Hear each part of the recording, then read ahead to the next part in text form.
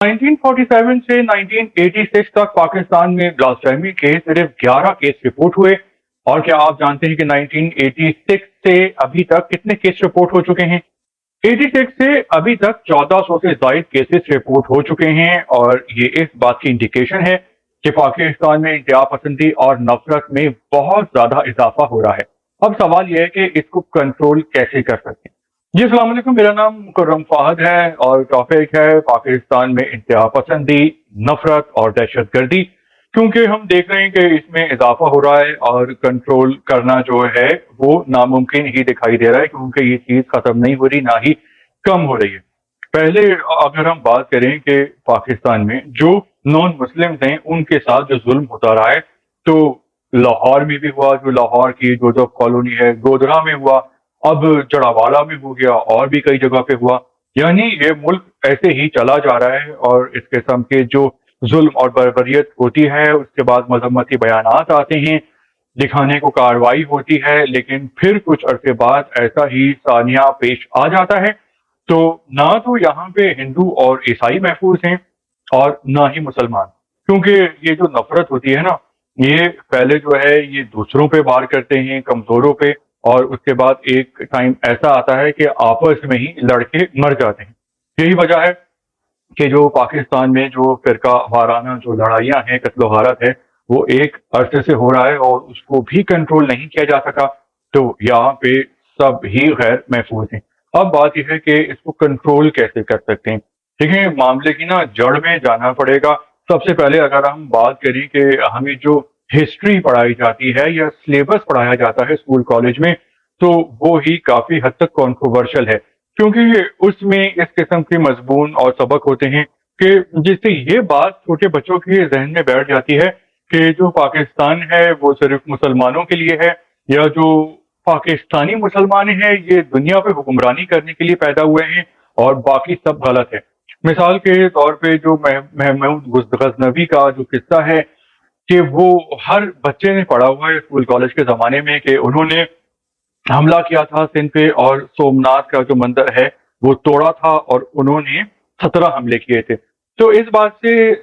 جو معصوم لوگ ہیں یا ان پڑھ لوگ ہیں ان کے ذہنوں میں یہ چیز بیٹھ جاتی ہے کہ یہ جو نان مسلم ہیں، جو عیسائی، یہودی یا ہندو ہیں، ان پہ حملہ کرنا ٹھیک ہے، اور صرف جو ایک ہی قوم صحیح ہے اور ایک ہی لوگ صحیح ہیں کہ جو مسلمان ہیں اور جو پاکستانی ہیں۔ حالانکہ ہمارے مذہب میں اللہ نے، ان کے رسول نے تمام مذاہب کا احترام کرنے کا بولا گیا ہے، اور وہ مذاہب بھی جو ہیں وہ اللہ نے اپنے ہی نبیوں پہ اتارے تھے مسلمان قوم سے پہلے۔ تو ایک تو ہو گیا غلط ہسٹری پڑھائی جاتی ہے، دوسرا غلط نصاب پڑھایا جاتا ہے، اور تیسری بات یہ ہوتی ہے کہ پاکستان میں بولا جاتا ہے کہ اقلیت یا نان مسلم۔ ارے بھائی، یا تو وہ یہودی ہیں یا پھر وہ ہندو ہیں یا پھر وہ عیسائی ہیں، تو ان کا نام لیا جائے جس سے وہ خود کو پکارتے ہیں، جو ان کا مذہب ہے۔ اقلیت بول دیا یا نان مسلم بول دیا تو یہ ورڈز اوفینسو لگتے ہیں۔ آپ خود سوچیں کہ اگر مسلمان ہیں اور آپ کسی اور ملک میں ہیں، اور اگر آپ کو اس طرح پکارا جائے کہ آئیے ان صاحب یا صاحبہ کو بلاتے ہیں کہ جو کہ نان ہندو یا نان جیو یا پھر نان کرسچن ہیں، تو کتنا ہمیں عجیب لگے گا، ہم اپنے آپ کو کمزور محسوس کریں گے۔ تو ایک تو یہ لفظ بولنا بھی ختم کرنا چاہیے، عیسائی کو عیسائی، ہندو کو ہندو، اور یہودی کو یہودی، اور بدھ کو جو بدھ بولنا چاہیے، جو کہ وہ ہیں اور جس پہ وہ فخر کرتے ہیں، جو ان کا عقیدہ ہے، ایمان ہے۔ اور اس کے علاوہ بات یہ ہے کہ اس قوم کو جو ہے وہ تربیت اور کردار سازی کی بہت ضرورت ہے، چاہے ہماری اکثریت ہو آباء و اجداد کی یا آنے والی نسلوں کی۔ جو ان کی تربیت اور کردار سازی کا یہ فرق نظر آتا ہے۔ اگر بچپن سے ہی بتایا جائے گا، کردار سازی کی جائے گی، تہذیب تمیز سکھائی جائے گی بچوں کو، تو وہ ایک اچھے شہری بنیں گے، اور وہ ہیومن رائٹس کا جو ہے وہ احترام کریں گے، اور ان کو اگر اپنے سے الگ عقیدہ، فرقہ یا سوچ کے لوگ نظر آئیں گے تو وہ جیو جینے دو کی پالیسی اپنائیں گے،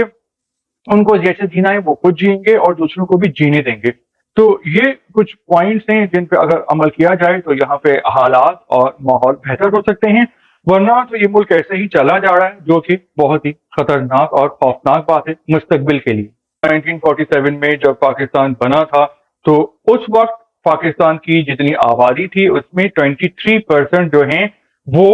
ईसाई थे, हिंदू थे, बौद्ध थे या दूसरे मजहब के लोग थे, यहूदी भी थे, लेकिन वो सब गैर महफूज होने की वजह से, डर और खौफ की वजह से यहाँ से चले गए हैं और अब सिर्फ 3% जो हैं वो यहाँ पे हिंदू, ईसाई और बौद्ध रह गए हैं और बाकी सारे मुसलमान हैं। यानी यहाँ पे जो दूसरे मज़ाहिब के लोग हैं वो काफी डरते हैं और अपने आप को गैर महफूज समझते हैं।